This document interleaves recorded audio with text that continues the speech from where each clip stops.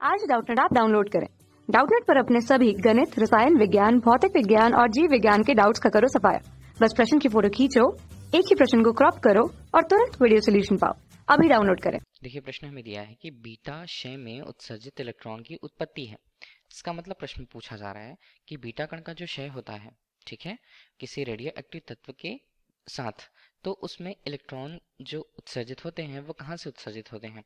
तो विकल्प के रूप में इसके मान हमें दिए हुए हैं कि परमाणु की आंतरिक कक्षाओं से, दूसरा नाभिक में विद्यमान मुक्त इलेक्ट्रॉनों से, तीसरा नाभिक में न्यूट्रॉन के विघटन से, या चौथा नाभिक से उत्सर्जित फोटोन से।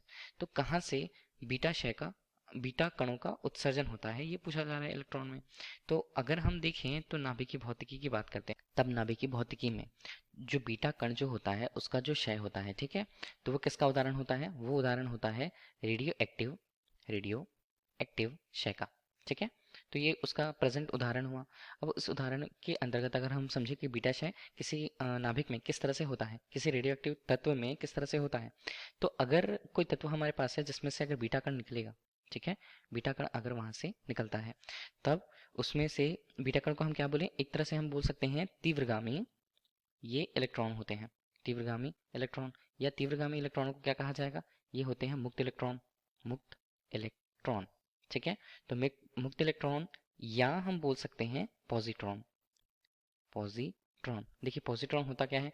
न्यूट्रॉन ही होता है, न्यूट्रॉन का, लेकिन विपरीत आवेश का। भले उसके द्रव्यमान इलेक्ट्रॉन के द्रव्यमान के बराबर होते हैं पॉजिट्रॉन के, लेकिन उसमें जो आवेश होता है वो इलेक्ट्रॉन से उल्टा होता है, मतलब धनात्मक आवेश होता है। तो हम उसे पॉजिट्रॉन कहते हैं। पॉजिट्रॉन को क्या लिखा जाएगा? शून्य, और धन एक के रूप में इसे लिखा जाएगा।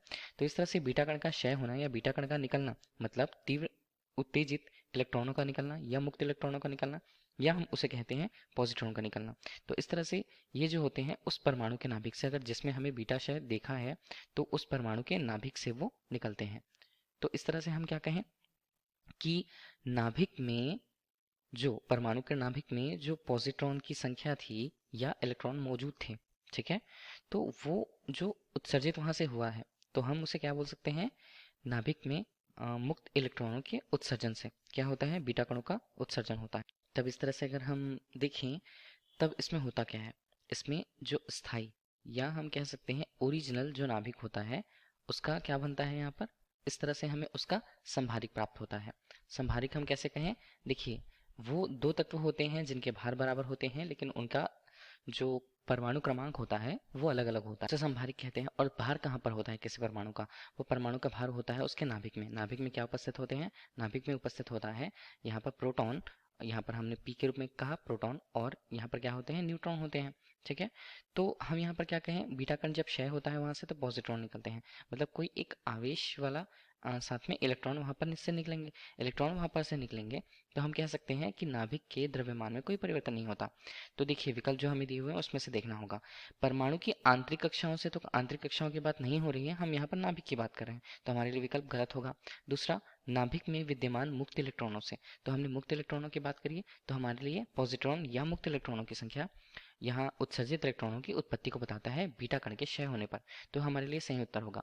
तीसरे विकल्प की भी जांच कर लेते हैं, नाभिक में न्यूट्रॉन के विघटन से। चूंकि हमने कहा कि स्थायी नाभिक होते हैं, वो संभारिक हो जाते हैं, संभारिक हो गए, लगभग हमने इसे कह दिया कि वो अस्थायी हो गए, ठीक है। अस्थायी होने के साथ साथ अगर हम देखें तो नाभिक है, संभारिक है, मतलब उसके प्रोटॉनों और न्यूट्रॉन की संख्या में परिवर्तन नहीं होगा। तो हमारे लिए ये भी विकल्प गलत होगा कि न्यूट्रॉन का विघटन यहाँ पर होगा, ये गलत होगा हमारे लिए। तीसरा है नाभिक से उत्सर्जित फोटोन से।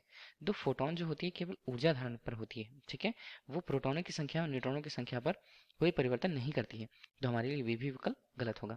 तो सही विकल्प क्या है? विकल्प बी हमारे लिए। धन्यवाद।